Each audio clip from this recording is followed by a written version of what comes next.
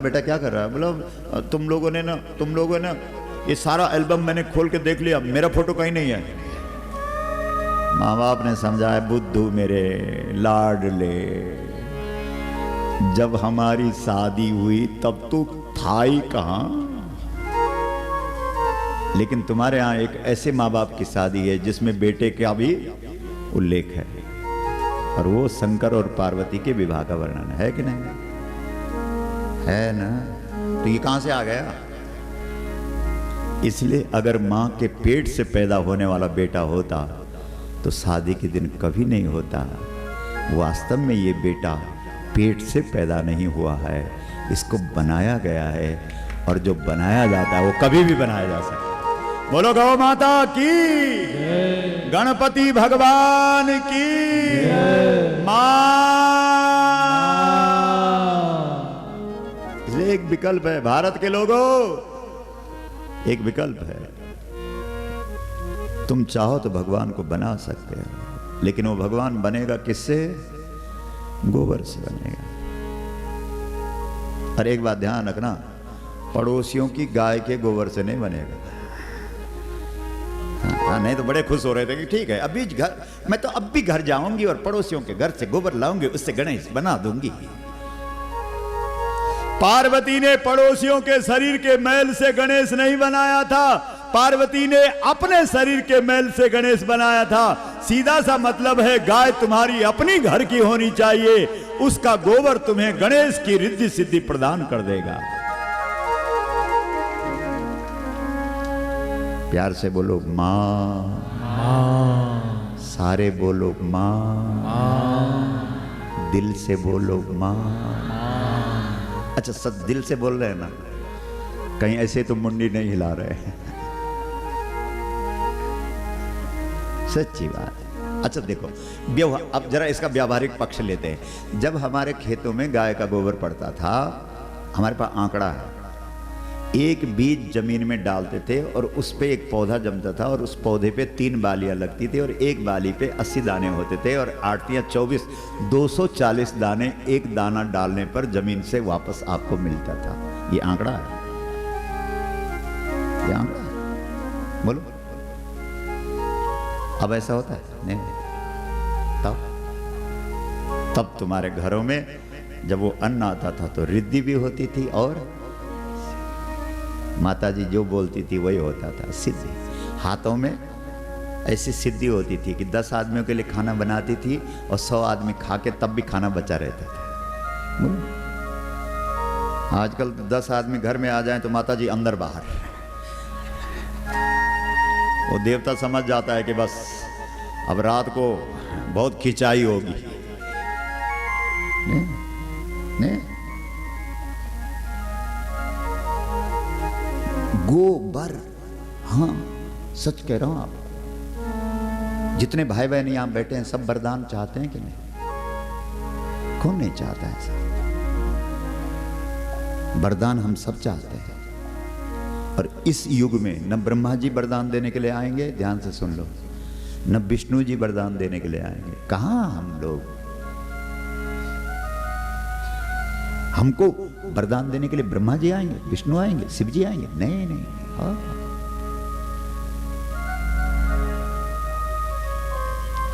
अभी जब कुछ समय हमको गौ माता के साथ रहने का सौभाग्य मिला, सुनो,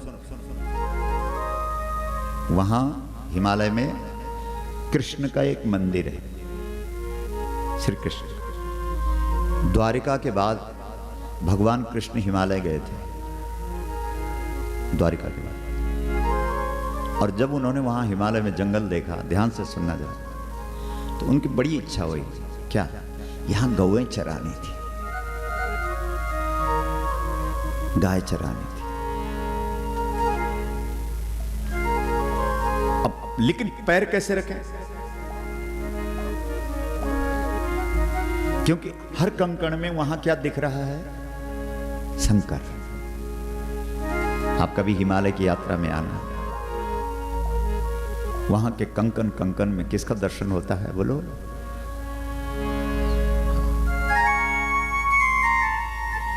भाई जो यात्रा के भाव से जाएगा, क्यों नहीं है?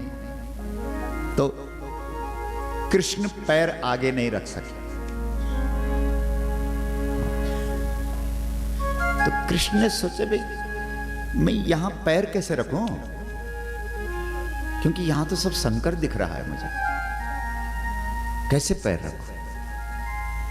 तब कृष्ण ने सोचा क्या कोई ऐसा शरीर नहीं है जिसमें पैर होते ही ना हो। ऐसा कौन सा शरीर है बताओ जिसमें पैर नहीं होते, बताओ जल्दी करो। सांप। बहुत अच्छा, किसने बोला? ताली बजाइए इनके लिए। सांप के पैर नहीं, सांप शरीर से चलता है। इसलिए श्री कृष्ण हिमालय की धरती में नाग बन गए। क्या बन गए? इसलिए आप कभी उत्तराखंड की यात्रा में जाना, वहां हमारे भगवान को क्या कहते हैं मालूम है? नागराज। बोलो नागराज महाराज की जय। और भोलेनाथ ने देखा कि मेरा कृष्ण नाग बन गया, इसलिए शिव जी ने भी उसे अपने गले का हार बना दिया। बोलो नागहारी शंकर भगवान की जय।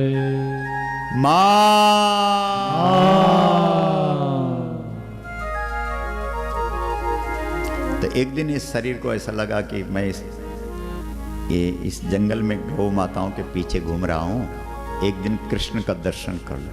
सच कह रहा हूं।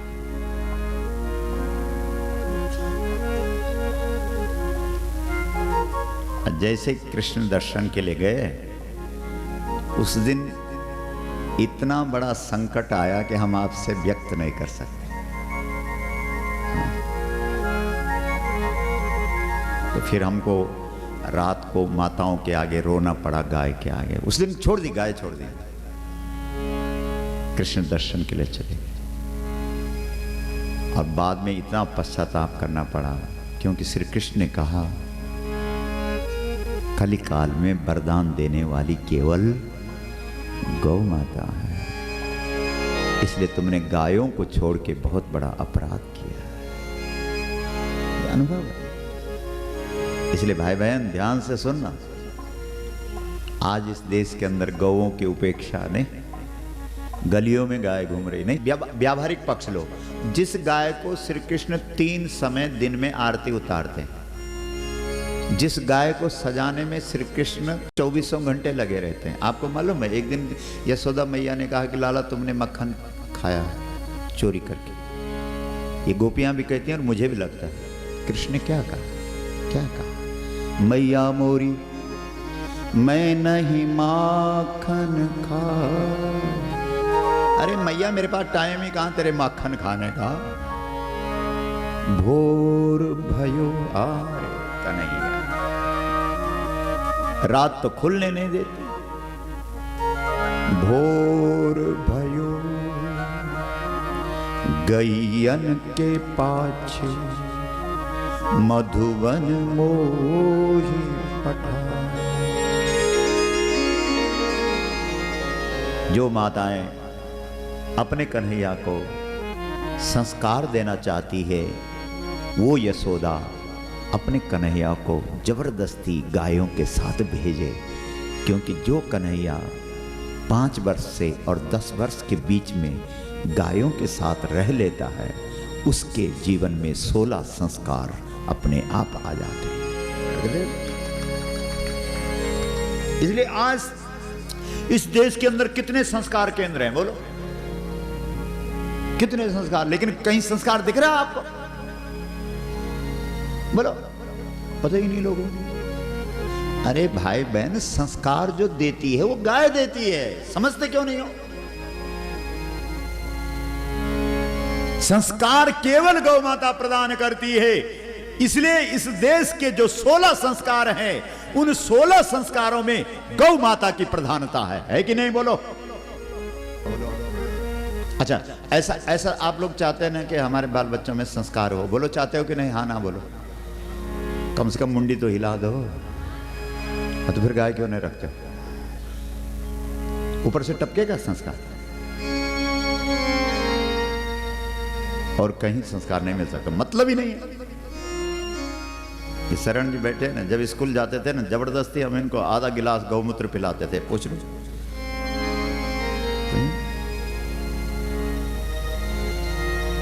एक दिन आंखों में आंसू भर के, पिताजी क्यों पिलाते हो? मैंने कहा बेटा, एक बार 5 वर्ष से 10 वर्ष के बीच में गौमूत्र पी लेगा ना, तो जीवन भर कभी भी बीड़ी, सिगरेट, तम्बाकू, गुटखा ये कुछ नहीं लेगा।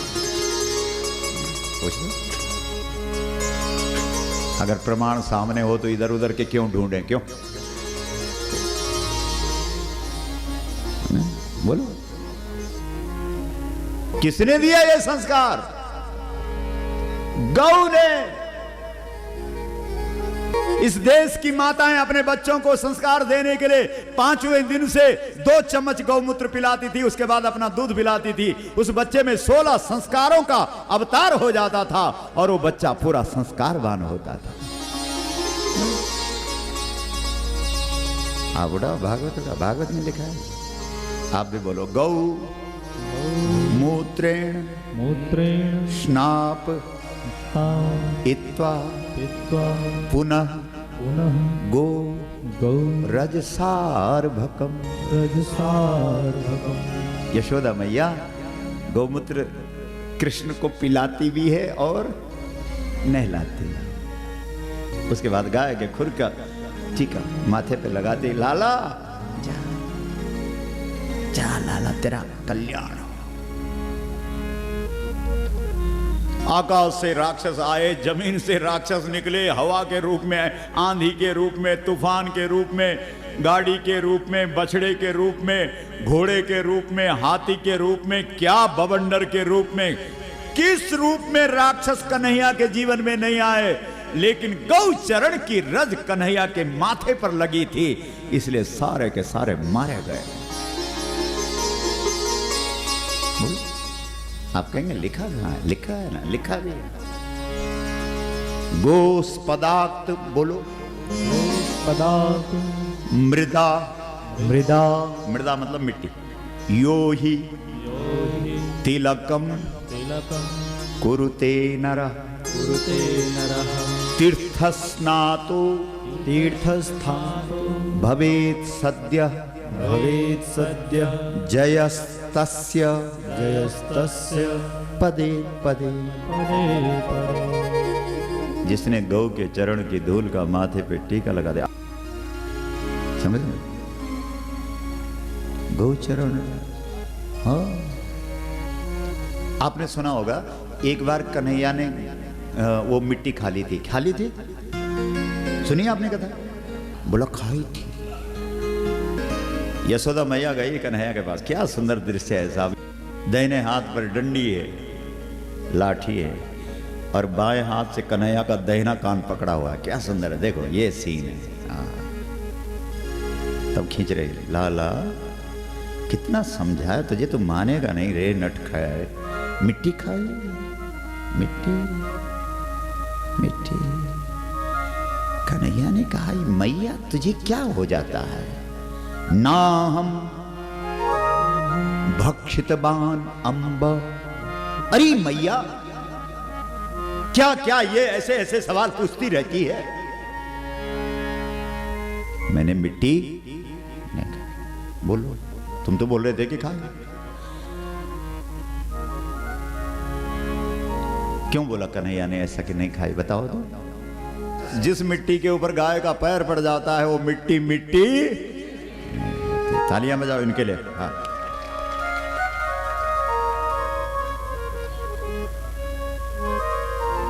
क्या सुंदर जवाब है नहीं धूल को। लेकिन ओ भाई बहन, अगर उस धूल के ऊपर गौ का पैर पड़ जाए ना, और वो धूल किसी के माथे पे लग जाए ना, तो उस माथे पे जो लिखा हुआ होता है वो बदल जाता है। तो ध्यान रखिए, सच कह रहा हूं। इस शरीर का पता करना। बचपन में खाना पूरा नहीं मिलता था, सच कह रहा हूं। ऐसा लिखा था ऊपर वाले ने, पुष्कर वाले ने। सच कह रहा हूं। क्या लिखा था कि बेटे खाना भी पूरा नहीं। ये सब रेख नहीं है। कभी दर्पण के आगे खड़े होके देखना, ये रेख नहीं है, ये लेख है। ये किसका लेख है? विधाता का लेख है। और इसे मिटाने वाला दुनिया में कोई पैदा नहीं हुआ है जो इसे मिटा दे। समझ रहे हो? लेकिन गौ माता की चरण रज में इतनी ताकत है कि वो चरण रज अगर माथे की रेख पे लग जाए तो रेख मिट जाती है। इसलिए जिस माथे पर गौ की चरण की धूल लग जाती है, उस माथे पर लिखे हुए को ब्रह्मा अपनी भूल समझ बैठता है कि मैंने भूल कर दी है जो ऐसे माथे पर ऐसा लिख दिया है, क्योंकि गौ चरण रज से विधाता का लेख मिट जाता है। बोलो गौ माता की मां। सुदामा जी उधार के चावल लाया था, ठीक है, भगवान को चढ़ाया था। बोलो वारे सुदामा, तेरे पास अपने पास नहीं था तो पड़ोसियों के पास गया, 4 मुट्ठी चावल मांग के ले आया, द्वारिकाधीश के भवन में मंदिर में जाके चढ़ा दिया। नहीं, नहीं ऐसी है ना कथा? हाँ ना क्यों नहीं कह रहे हो? है ऐसे?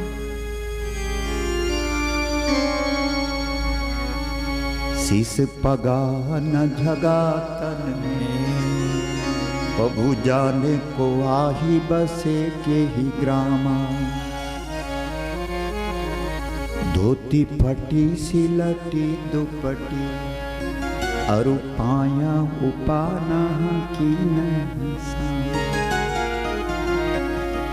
द्वार खड़ो तुझ दुर्बल देखी, रहो चक्की सो बसुधा अभिरामा, पूछत दीन दयाल को धाम, बतावत आपना। सुंदर दाम, दाम धन, धन यानी अन्न। चोरी का अन्न सुंदर नहीं होता है, मेहनत का अन्न होता है। उधार लाया वापस करेगा।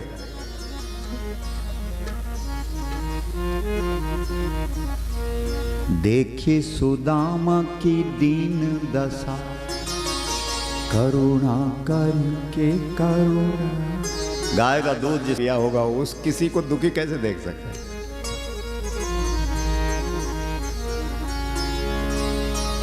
ऐसे बेहाल बेवाबिन सो पग, कंटक जाल लगे उनी जोए, हाय महा दुख पायो सखा तुम, आयु इतने न किते दिन खो।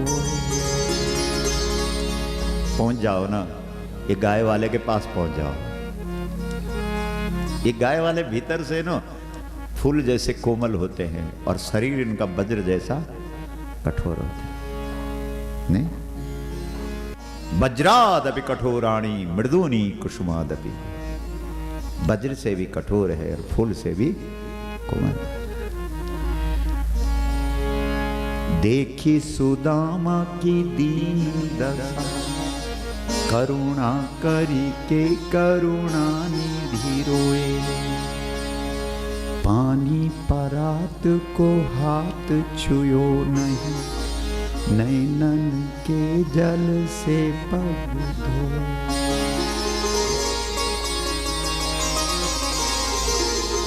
और उन चावलों पे ऐसी मोहर लग गई कि वो चारों युगों में वही चलते हैं। ले विनय प्रेम बस भई भवानी। आहा, तुलसी का क्या कहना साहब ने, तुलसीदास जी का ने, विनय प्रेम बस बस। रुक जाओ, कहां रुक जाओ? विनय प्रेम बस, ये 2 चीजें जीवन में अपनाओ। क्या? एक विनम्रता और दूसरा प्रेम, बस। और इन दोनों चीजों का भंडार कहां है? जल्दी बोलो। गाय विनय देने वाली। विनय कौन है? विनायक नाम किसका है? जल्दी बोलो। और गणेश किसने दिया है? और प्रेम किसके शरीर से निकलता है? इसलिए विनय और प्रेम देने वाली दुनिया में कौन है? और इन दोनों के बस में भगवान है। अरे भगवान की बात छोड़ो, दुनिया भी तो इन्हीं के बस में है। बीनाया प्रेम बस, बीनाया प्रेम बस भई भवानी, विनय प्रेम बस भई भवानी, विनय प्रेम बस भई भवानी, विनय प्रेम बस भई भवानी, हसी माल मूरति मुस्कानी, हसी माल मूरति मुस्कानी, हसी माल मूरति मुस्कानी, बाल मूरति मुस्कानी।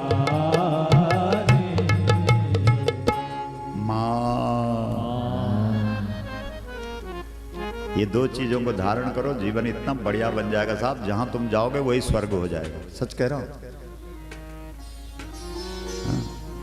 कुछ लोग ऐसे होते हैं जो स्वर्ग जाने के लिए प्रयास करते रहते हैं, लेकिन कुछ लोग ऐसे होते हैं वो जहां चले जाते हैं वही स्वर्ग बन जाता है। गावो में अग्रतः सन्तु, गावो में सन्तु पृष्ठतः, गावो में सर्वतः सन्तु, गवा मध्ये बसा। श्री कृष्ण कहते हैं कि जब तुम्हें ऐसा लगे, कैसा कि मेरे आगे भी गाय है, मेरे पीछे भी गाय है, मेरे दाहिने भी गाय है, मेरे बाएं भी गाय है, मुझे चारों ओर गाय ही दिख रही है, तब समझना कि अब तुम्हें किसी बैकुंठ में जाने की जरूरत नहीं है। अब तुम स्वयं बैकुंठ बनाने के अधिकारी बन गए हो।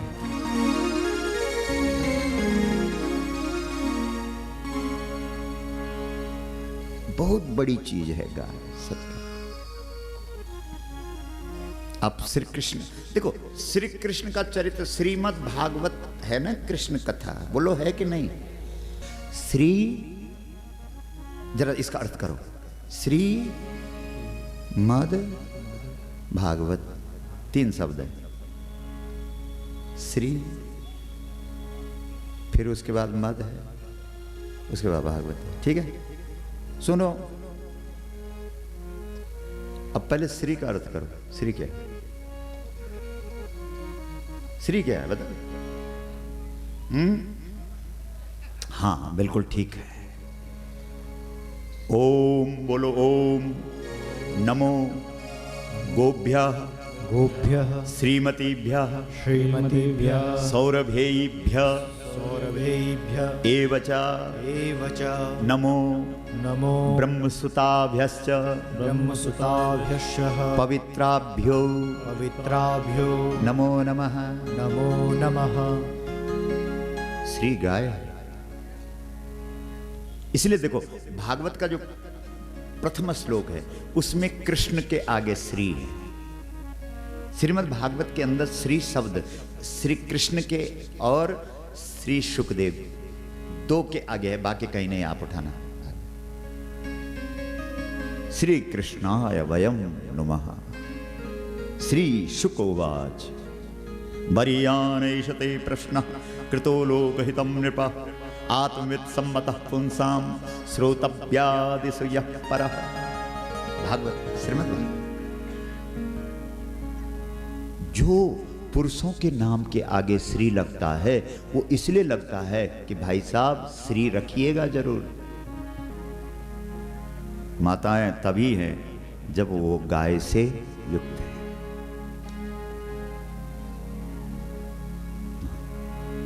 श्री। श्री कौन है? ठीक है, आ गया। उसके बाद कौन सा शब्द है, जल्दी बोलो? मद। मद का अर्थ क्या होता है? हां, मैं। संसार में जितने भी मद हैं, जिस चीज का भी मद करोगे, धन का मद करोगे गिरोगे, प्रतिष्ठा का मद करोगे गिरोगे, जाति का मद करोगे गिरा देगा। लेकिन एक मद ऐसा भी है जो तुम्हें उठा देगा, और वो मद किसका है? श्री का, गाय का। जीवन में मद रखना, घमंड रखना, लेकिन किस चीज का रखना? क्या कहना साहब, गाय का। गाय जहां जुड़ गई ना, घमंड का भी कल्याण कर दिया उसने।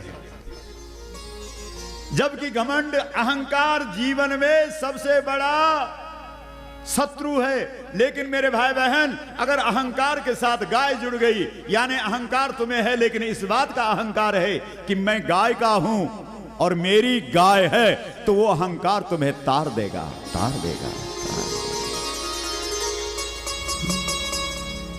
कोई एक बाबा जी है ना हमारे यहाँ रामायण में, उन्हें बड़ा अहंकार है। वो बाबा कहते हैं, अस्याभिमान अस्याभिमान जाई जानी भोरे, मैं सेवक रघुपति पति मोरे।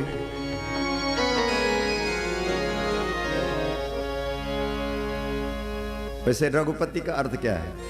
रघु जो हुआ ना, रघु वो दिलीप का बेटा है, और दिलीप ने क्या की थी? गौ सेवा। इसलिए जहां जहां रघु शब्द है रामचरितमानस में, वहां वहां गाय का स्मरण है, वहां गाय को याद किया गया, क्योंकि रघु गाय ने दिया है। रघु किसकी देन है, जल्दी बोलो? गाय की। इसलिए जहां जहां गोस्वामी तुलसीदास जी ने रघु शब्द दिया है, वहां वहां किसको याद किया है? तुलसी बाबा ने, गाय। अस्याभिमान जाई जानी भोरे, अस्याभिमान जाई जानी भोरे, अस्याभिमान जाई जानी भोरे, मैं सेवक रघुपति पति मोरे, मैं सेवक रघुपति पति मोरे, मैं सेवक रघुपति पति मोरे। मां अभिमान गया। श्री मद, श्री मद। उसके बाद क्या शब्द है? भागवत। भागवत का सीधा अर्थ होता है भगवान का। लोग बोलते हैं परम भागवत ध्रुव जी महाराज की जय, परम भागवत प्रहलाद जी महाराज की जय, परम भागवत नारद जी महाराज की जय, परम भागवत सनकादि ऋषियों की जय। भागवत का अर्थ होता है भगवान का। जब तक तुम्हें जीवन में श्री का मद नहीं हुआ, गाय का मद नहीं हुआ, गाय का अहंकार नहीं हुआ, मैं गाय का हूं, गौ माता मेरी है, तब तक तुम भागवत बन ही नहीं सकते हो, तब तक तुम भगवान के भक्त हो ही नहीं सकते हो। भगवान का भक्त बनाने वाली संसार में अगर कोई है तो उसका नाम है गाय। बोलो मां। बताइए। अच्छा, भागवत किसने सुनाया? किसने सुनाया? सुखदेव जी ने। सुखदेव जी, आपको मालूम है कि सुखदेव जी शरीर पे कपड़े भी नहीं पहनते। लोग धूल उड़ा रहे थे सुखदेव जी, जब आगे आगे सुखदेव जी जा रहे थे तो पीछे से लोग धूल उड़ा रहे थे। हैं? सुखदेव का वर्णन देखो जरा भागवत के अंदर। यम प्रव्रजंत मनोपेतमपेत कृत्यम द्वैपायनो विरह कातर आजुहाव पुत्रेति तन्मयतया तरवोभिनेदुः तम सर्वभूत हृदयं मुनिमानतोऽस्मि।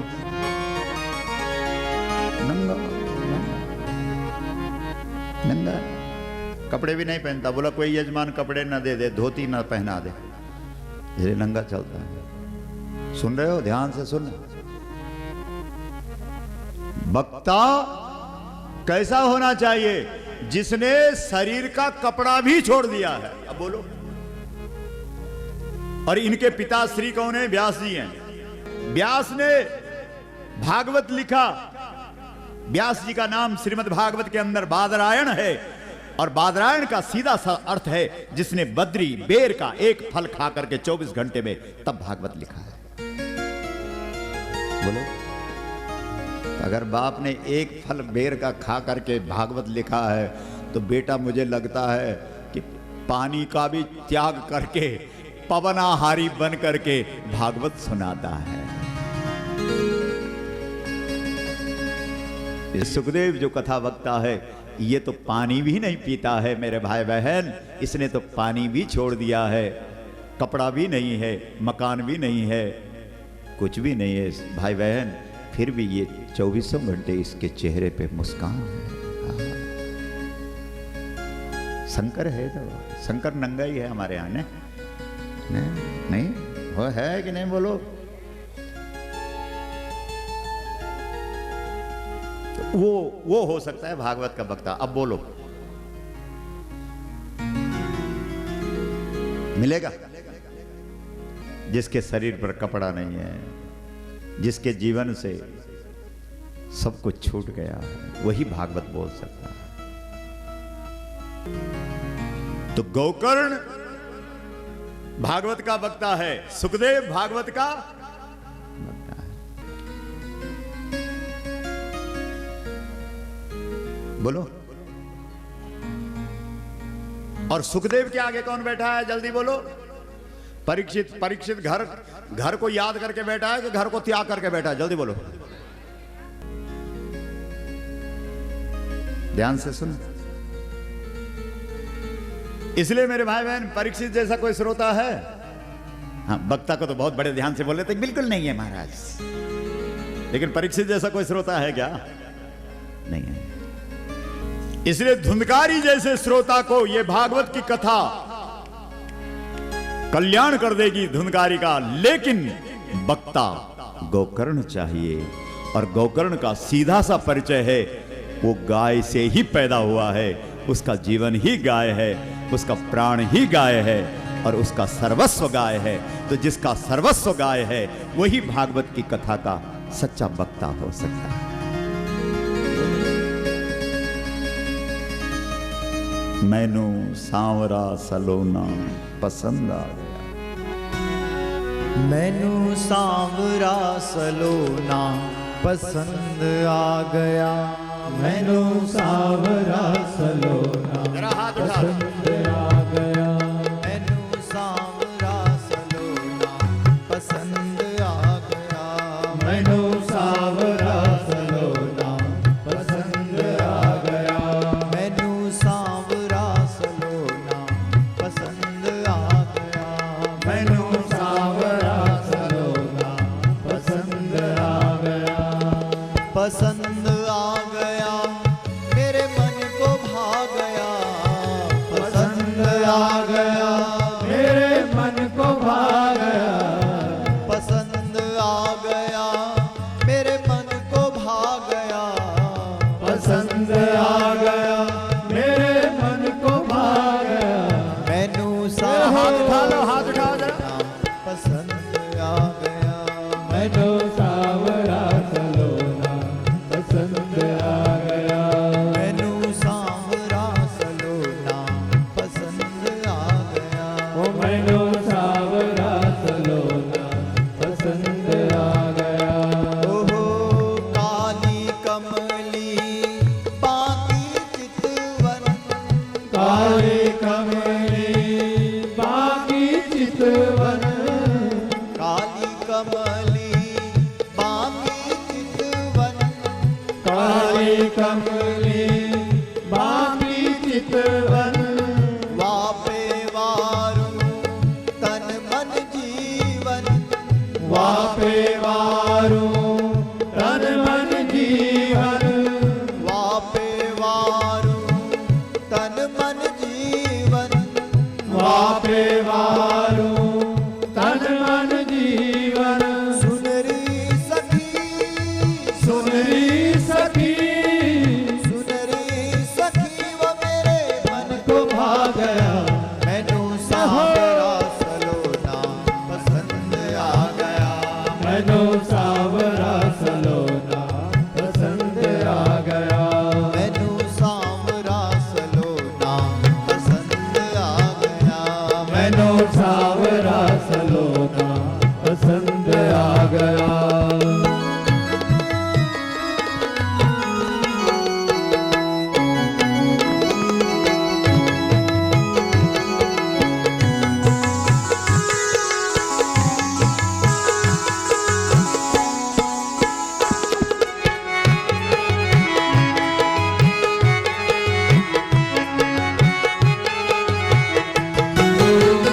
मोर मुकुट और मुरली वारो मोर मुकुट और मुरली वारो मोर मुकुट और मुरली वारो मोर मुकुट और मुरली वारो तिरछी तिरछी चितवन वारो तिरछी तिरछी चितवन वारो तिरछी तिरछी चितवन वारो तिरछी तिरछी चितवन वारो ब्रिज का वो ग्वाला गाँव वाला ब्रिज का वो ग्वाला मेरा मन चुरा गया मैनू सावरा सलोना पसंद आ गया मैनू सावरा सलोना पसंद आ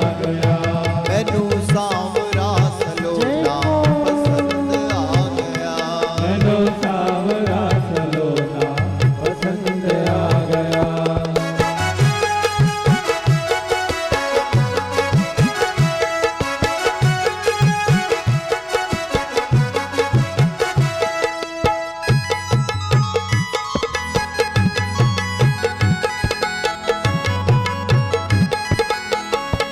जरा हाथ उठाओ।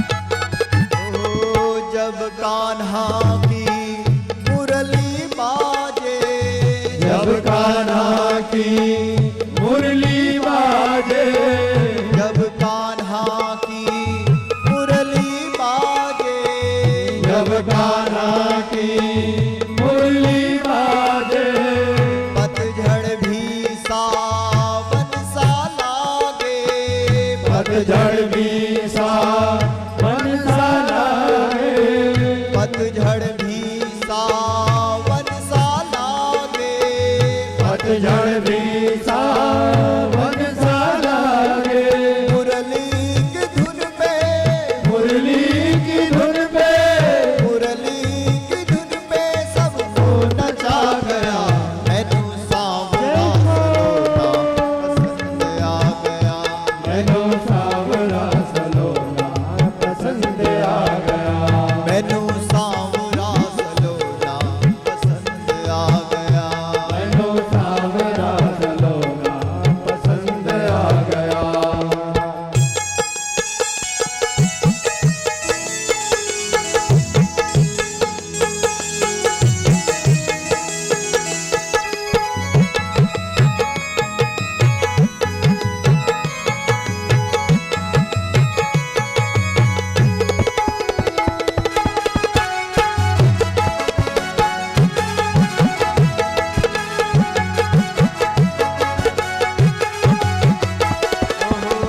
जब कान्हा मेरा होली खेले जब कान्हा मेरा होली खेले जब कान्हा मेरा होली खेले जब कान्हा मेरा होली खेले ब्रिज गोपिन के घूंघट खोले ब्रज गोपिन के घूंघट खोले ब्रिज गोपिन के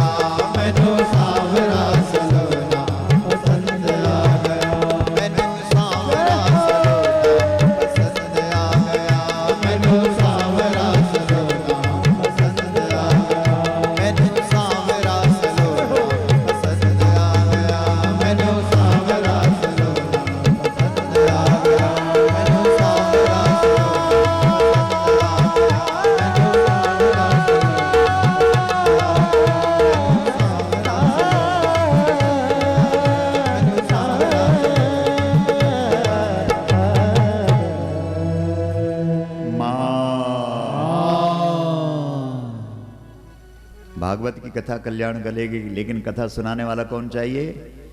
गोकर्ण। और गोकर्ण का क्या इतिहास है बोलो, क्या कथा है कि गोकर्ण किससे निकला है? जल्दी बोलो। गौ की सेवा कर करके जो बाहर निकला है वही गोकर्ण है। क्या समझे? इसलिए मेरे भाई बहन, जब तक गौ माता की सेवा नहीं करोगे और बिना गौ सेवा के भागवत के वक्ता बनोगे तो कुछ भी नहीं कर पाओगे। इसलिए मेरे भाई बहन, जब व्यक्ति गौ की सेवा करता है और गौ सेवा करके वो समाज में बाहर निकलता है और तब वो भागवत की कथा बोलता है तो समाज में बैठे हुए रहने वाले का कल्याण हो जाता है। ये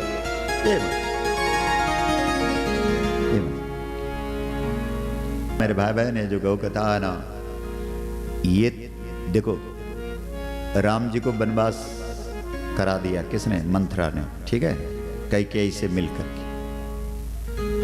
उसके बाद भरत जी आए, तो भरत जी ने क्या किया? जो प्रेम मंथरा की संगत से दब गया था, उस प्रेम को भरत जी ने फिर से प्रकट कर दिया। बस इतना ही तो किया। उसके बाद जो कैकेयी माता राम वनवास में सबसे मुख्य भूमिका निभा रही थी, वही कैकेयी सबसे आगे थी। लोग बोलते हैं कि राम जी ने सबसे पहले कैकेयी को हृदय से लगाया। क्यों लगाया बताओ? बोलो। जब ये सब लोग वहां गए ना जहां राम जी थे, चित्रकूट में, तो सबसे आगे कौन थी? कैकेयी थी। क्योंकि जब राम के पास जाने की बात हुई तो तब तक प्रेम प्रकट हो गया था, तो सबसे आगे कौन भागी थी? कैकेयी। इसलिए जब तक और माताएं आई, आधा घंटा पहले निकल गई थी। कौन? कैकेयी। इसलिए सब माताओं के तो चरण छुए गए, लेकिन कैकेयी को तो गले से लगाया गया और पूरे आधा घंटा तक राम और कैकेयी माता हृदय से चिपके रहे, क्योंकि ठीक आधा घंटे बाद और लोग पहुंचे हैं। बोलो गौ माता की मां।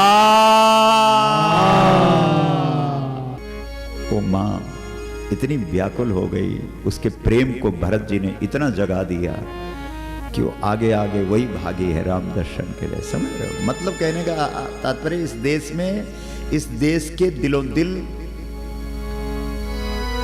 गाय के दूध से ही ताकत दिल को मिलती है और गाय के दूध से ही दिल काम करता है। ध्यान रखना। और जो गाय का दूध पीता है उसको कभी दिल की बीमारी नहीं होती, पता कर लेना। आज देश के अंदर सबसे ज्यादा अगर मृत्यु हो रही है तो किससे हो रही है? जल्दी बोलो।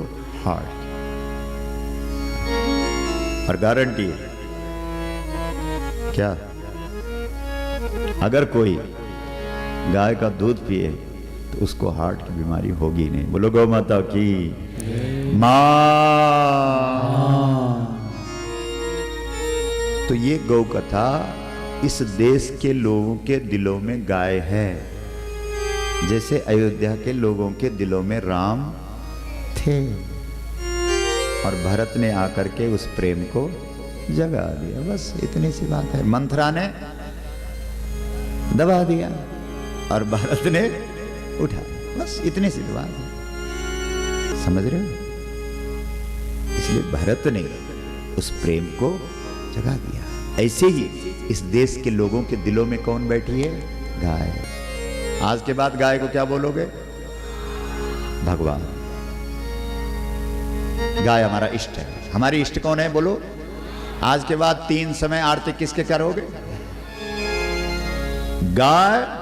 बोलो गाय। त्री अर्थ करो। गाय 3।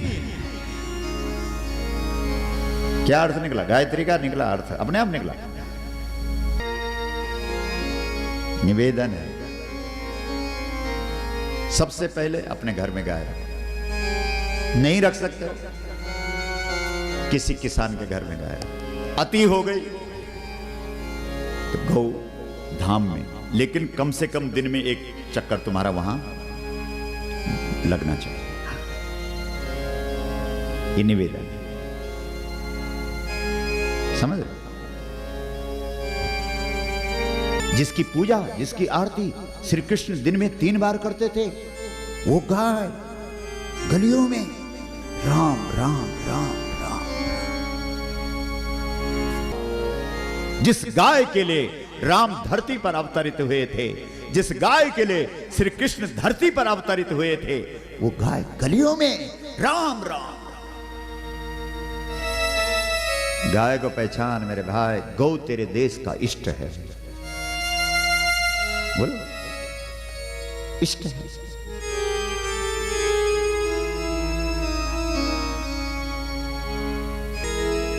जब तक तुम उसे अपने घर में नहीं लाओगे, वाल्मीकि रामायण में स्पष्ट लिखा है, गोष्ठम आसाद्य तिष्ठन्तम भवनस्य समीपतः। इस देश के अंदर गोष्ठ का निर्माण पहले होता था और अपने घर का निर्माण बाद में होता था। आदि अधूरी बातों से कल्याण थोड़ी होने। पर इस देश के अंदर गाय का दूध नहीं बिकता था, गाय नहीं बिकती थी। बोलो, बिकता था। इसलिए ये गौ कथा, नौजवान कल हमको मिला, मैं नाम भूल गया, मैं उठो बेटा जरा एक बार तालियां बजाओ। बोला महाराज हम तो रोते रहते हैं और तड़पते रहते हैं कि कब कथा है, पूछ लो इनसे कब कब हम गौ कथा सुने। और केवल सुनते ही नहीं है, इनके घरों में 10-10, 20-20 गौएं रखी हुई है। बोलो गौ माता की मां।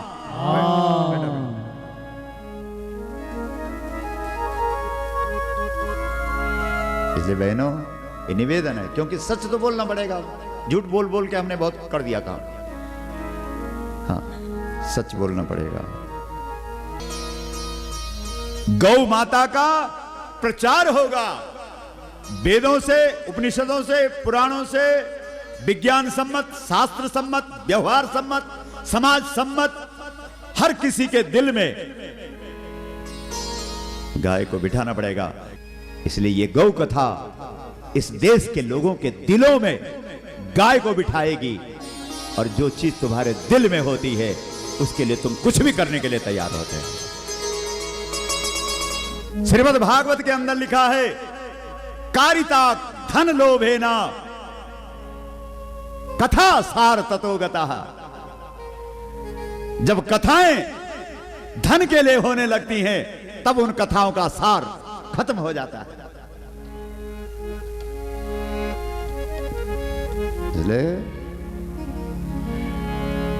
ध्यान से सुनना, कथा गौ के लिए हम कर रहे हैं और गौ के लिए आप सुनो।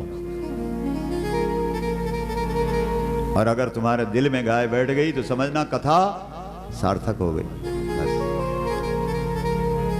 बस इतना प्रयोजन है। इस प्रयोजन से यहां आया करो। और हमारे दिल में बहुत पीड़ा है, और पीड़ा इसी बात की है, हम चाहते हैं, और ये हमें भरोसा है, इस पीठ को भरोसा है, एक बार इस देश के सब लोगों को गौ कथा सुना लो, तुम्हें गलियों में गाय नहीं मिलेगी।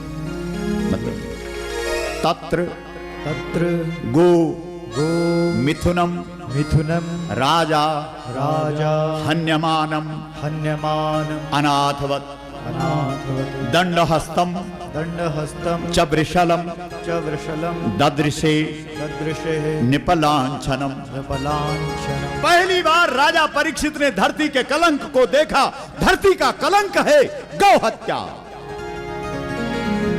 और उस हत्या के कलंक से हम सब कलंकित हैं। हाँ।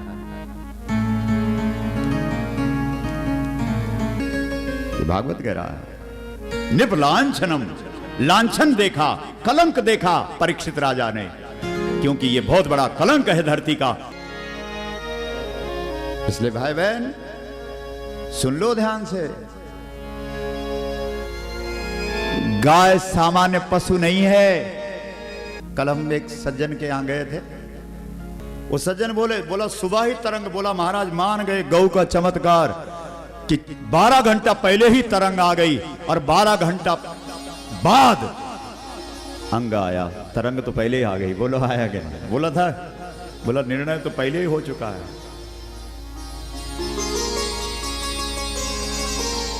गाय रखेंगे घर? हाँ बोले 24 घंटा में बोला गाय घर में आएगी। सुन लो, गौ की कृपा से ऐसा हो गया है कि जहां जाते हैं वहां गाय आ जाती है। ऐसा होना चाहिए। इसलिए भाई बहन अब कुछ करो, और कम से कम राजस्थान की धरती में यहां तो ऐसे ऐसे लोग होंगे जो ऐसे तड़पते होंगे गाय के लिए, क्या करें महाराज। इसलिए पहली कथा, जब गौ कथा, द्रोणाचार्य का डेरा, देहरादून बोलते हैं उसको, डेरा द्रोण में द्रोण का बेटा कौन कौन है? द्रोणाचार्य का बेटा अश्वत्थामा। नाम ही बिगड़ गया। इस बेटे के लिए द्रोणाचार्य ने कामधेनु का दोहन किया था, क्योंकि इस बेटे ने एक दिन जिद कर दी थी दूध पीने की। ध्यान से सुनना, दूध दूध दूध।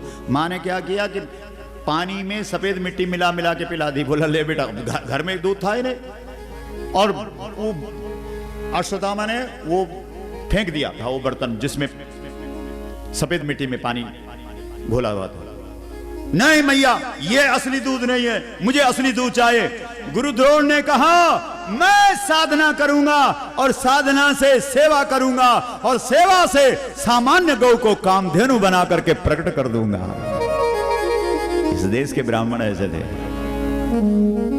उनका ब्राह्मणत्व गौ सेवा में झलकता था, उनका ब्राह्मणत्व गौ निष्ठा से दिखता था। बोलो, इसलिए कामधेनु प्रकट हुई, कामधेनु का दोहन किया, अश्वत्थामा को दूध पिला दिया और अपने बेटे को अमर बना दिया। जा, जिन माता पिता ने अपने पुत्रों को गाय का दूध पिला दिया है, उन्होंने अपने पुत्रों के संस्कारों में अजरता और अमरता भर दी है। जाओ, अजर अमर बोलो गौ माता की जय। मां। जो गाय का दूध पीता है वो अकारण किसी पुष्प को भी नहीं तोड़ सकता है, क्योंकि जब वो किसी पुष्प को, किसी फूल को खिला हुआ देखता है तो वो सोचता है कि ये तो परमात्मा को चढ़ा हुआ है, क्योंकि परमात्मा कहाँ नहीं है, क्यों तोड़ूं। बोलो, नजारा बंसीदा, नजारा।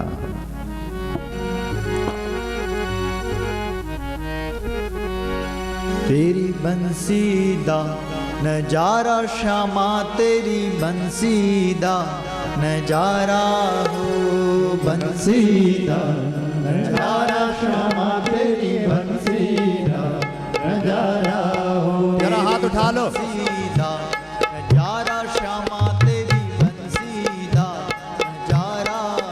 तेरी बंसीदा नजारा कान्हा, तेरी बंसीदा नजारा हो। तेरी बंसीदा नजारा श्यामा, तेरी बंसीदा नजारा हो। तेरी बंसीदा नजारा कान्हा, तेरी बंसीदा नजारा हो। अरे भाई हाथ उठा लो ना थोड़ा।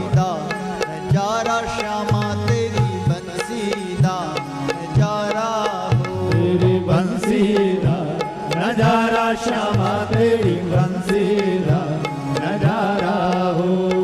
आगे आगे चलो कृष्ण जी, कृष्ण जी। आगे आगे चलो कृष्ण जी, कृष्ण जी। आगे आगे चलो कृष्ण जी, कृष्ण जी। आगे आगे चलो कृष्ण जी, कृष्ण जी। पाछे गोपियों दा लारा हो, पाछे गोपियों दा लारा हो।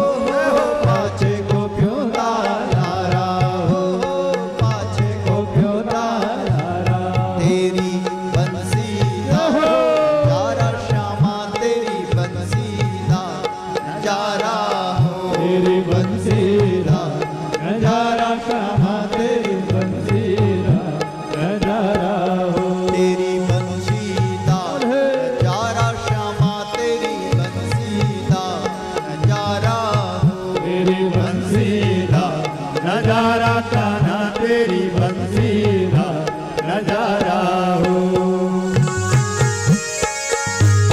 जय हो।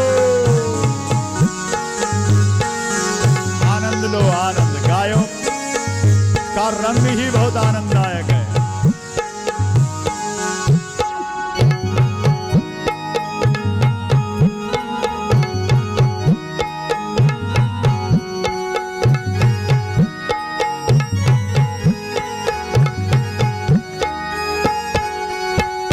आगे आगे चलो कृष्ण जी कृष्ण जी आगे आगे चलो कृष्ण जी कृष्ण जी आगे आगे चलो कृष्ण जी कृष्ण जी आगे आगे चलो कृष्ण जी कृष्ण जी आगे आगे चलो कृष्ण जी कृष्ण जी आगे आगे चलो कृष्ण जी कृष्ण जी पाछे गौदा लारा हो पाछे गौदा लारा हो पाछे गौदा लारा हो पाछे गौदा लारा तेरी बंसी दा नजारा श्यामा तेरी बंसी दा नजारा हो तेरी बंसी दा नजारा कान्हा तेरी बंसी दा नजारा हो तेरी बंसी दा नजारा श्यामा तेरी बंसी दा नजारा हो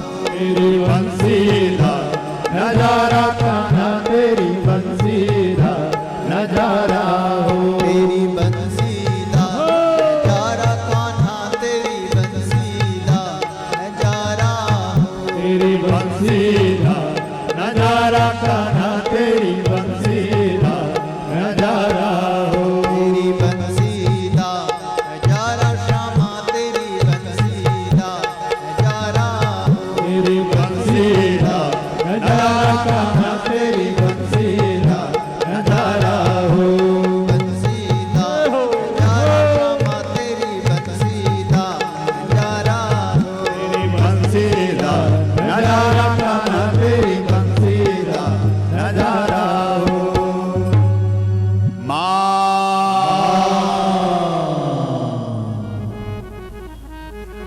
गाय की क्या महिमा बताएं आपको, बोलो।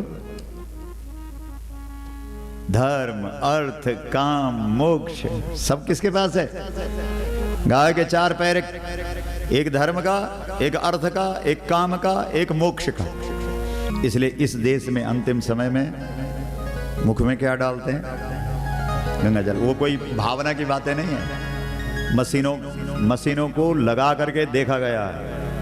जैसे व्यक्ति के मुख में गंगा जल पड़ता है, उसकी प्राण की जो गति है वो ऊपर की तरफ हो जाती है। पता कर लो क्या समस्या क्या है। मेरा बीपी हाई है, वहां मशीन लाई, उसका नापा, उसके बाद गाय के शरीर पर 21 बार उसका हाथ फेरवाया गया। 21 बार में फिर नापा तो उसका बीपी नॉर्मल हो गया। बोलो गौ माता की। कितनी माता है जो बीपी हाई है? कोई नहीं उठाएगी हाथ।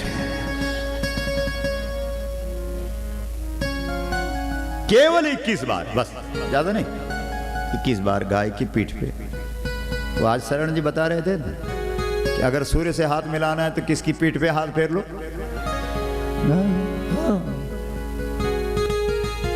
लेकिन भाई बहन ध्यान से रखना, उसी सूर्य को गौ माता ने अपनी पीठ पे बिठा दिया है। इसलिए इस देश में जो जहां व्यास सुखदेव बैठते हैं उसको पीठ बोला जाता है, क्योंकि दुनिया के अंदर एक पीठ ऐसी है जिस पीठ में सूर्य चमकता है और इस व्यास पीठ पे वक्ता चमकता है, इसलिए इसे पीठ कहा जाता है। समझ रहे हो?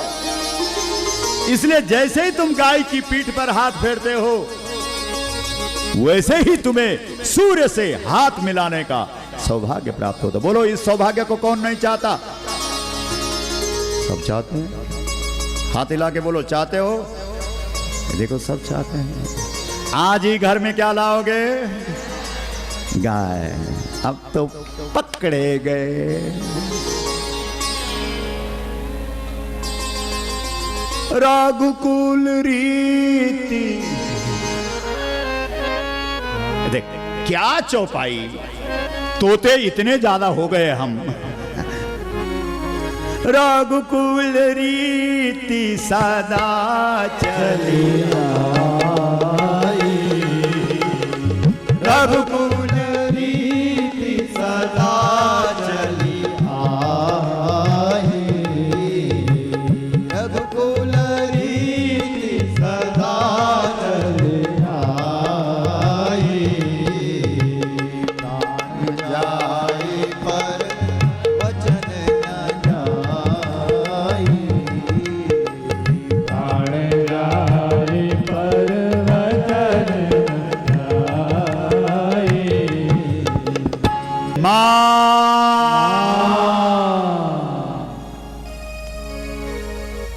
ठीक है,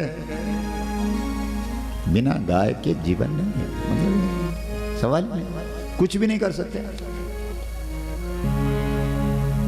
इसलिए इस देश में सबसे बड़ा प्रमाण था, प्रामाणिक व्यक्ति वही होता था जो गौ वाला होता था। बाकी हम किसी का विश्वास नहीं करते थे। इसलिए शिव जी ने कहा भाई बिना बैल का लोग मुझे विश्वास नहीं बोलेंगे। जब से बैल रखा लोगों ने कहा शिवम विश्वास रूपिणम। गोस्वामी तुलसीदास जी ने विद्या की परिभाषा दी है, उसको सुनो। विद्या विनय, ओ मेरे भाई अगर तेरे जीवन में विद्या है और विनय नहीं है तो कैसी विद्या है? विद्या विनय निपुण गुणशीला, खेल ही खेल सकल निपलीला।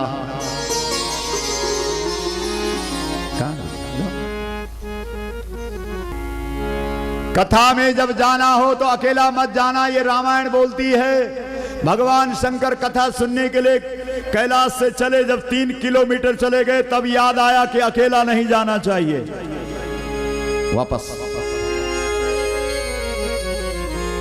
वापस आए, ध्यान से सुनो। अब वापस आए तो वहां कौन है? घर में, कैलाश में और तो कोई है नहीं। अब उनकी धर्मपत्नी है। धर्मपत्नी जी किसकी बेटी है? दक्ष की। और दक्ष लोग कथा में कहां जाते हैं? क्यों बोलो? लेकिन शिव जी ने कहा भाई कथा में अकेला तो नहीं जाना, अब क्या करो?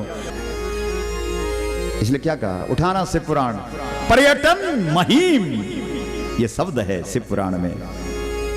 भगवान शंकर ने सती को कहा देवी थोड़ा घूमे आते हैं। सती ने कहा मैं तैयार हूं। हाँ, घूमने के नाम पे तैयार है। चलो चलो फिर चलो। चलते घुमाते फिरते, नदी झरने पहाड़ जंगल घूमते फिरते कहां पहुंच गए? अगस्त्य जी के आश्रम में। तो सती जी ऐसा शिव जी का वो बागंबर खींचे, इधर इधर किधर, इधर किधर, आओ ना 2 मिनट बैठते हैं। 2 घड़ी, 1 घड़ी आधों घड़ी, आधों से पुनियाद, तुलसी संगत साध की कटे कोटि। बैठो बैठो देवी, बैठो बैठो। राम कथा मुनि बरज बखानी, राम कथा मुनि बरज बखानी, राम कथा मुनि बरज बखानी, सुनी महेश परम सुख भानी, सुनी महेश परम सुख भानी, सुनी महेश परम सुख भानी। माँ, गोस्वामी जी ने लिखा सुनी, मैं शिव जी ने सुनी और सुन करके सुन्न हो गया, सुध नहीं रही। सती जी, अब किसी का कोई अंग सुन हो जाए तो जो मर्जी करते रहो, क्या फर्क पड़े बोलो? नहीं, सती जी बीच बीच में ओ महाराज सुनी तो सुन्न हो गए। सती ने कथा नहीं सुनी, और जिन लोगों ने कथा नहीं सुनी साहब वो क्या समझेंगे कि राम क्या है? नहीं? इसलिए जंगल में भटकते हुए नंगे पांव जब राम को देखा सती ने, तो सती ने कहा कि ए महाराज, ये क्यों इसको प्रणाम करता है? ये कोई प्रणाम करने लायक है? अगर ये प्रणाम करने लायक होता तो हवाई जहाज पे उड़ रहा होता, हजारों नौकर चाकर इसके अगल बगल होते। ये कैसे भगवान हो सकता है? इसके पास ऐश्वर्य नहीं है, इसके पास वैभव नहीं है। भगवान वही हो सकता है जो ऐश्वर्य संपन्न हो, जो वैभव संपन्न हो, जिसके पास। ये किसकी परिभाषा है? ये सती की परिभाषा है। लेकिन शिव जी तो पहचान गया ना, बोल। शिव जी ने कहा एक बात है, ऐश्वर्य वैभव तो कोई भी खड़ा कर देगा रे, पर धन पर मन हरन को, हैं? कोई भी प्रवीण ऐसा कर दो। तुलसी सोई चतुरता, राम चरण लयली। धन और वैभव तो कोई भी खड़ा कर देगा। इसलिए ए सती, ए दक्ष की बेटी, यहां साधन मत देखा कर, यहां साधना देख। ये राम साधना कर रहे हैं, ये भगवान है। सती ने कहा मैं नहीं मानती, मैं साधनों को मानती हूं। साधना मेरी समझ से बाहर की बात है। साधना तो वो लोग, रोते फिरते वो लोग हैं जिनके पास, जिनके जीवन में अभाव होता है, जिनके जीवन में कुछ नहीं होता है, वो रोते फिरते हैं, जंगलों में भटकते फिरते हैं। जिनके पास ऐश्वर्य होता है, जिनके पास वैभव होता है, वो दुनिया के सबसे बड़े भगवान होते हैं। ये किसकी परिभाषा है? ये सती की परिभाषा है। सुन रहे? शिव जी की नहीं माने तो शिव जी ने कहा कि ठीक है, फिर तो किन जाई परीक्षा ले, जाओ परीक्षा लो, जाओ। आई, रूप बदल के आए। राम एक सेकंड में पहचान लेते हैं। इसलिए राम ने कहा माता जी प्रणाम, ये कब से लीपा पोती शुरू कर दी है? आप तो शिव जी की हैं, शिव जी की सती, शिव जी की पार्वती तो सहज सुंदर होती है। सुंदर सहज, आपको कैसा होना चाहिए? सहज सुंदर होना चाहिए। सुंदर सहज सुशील सयान,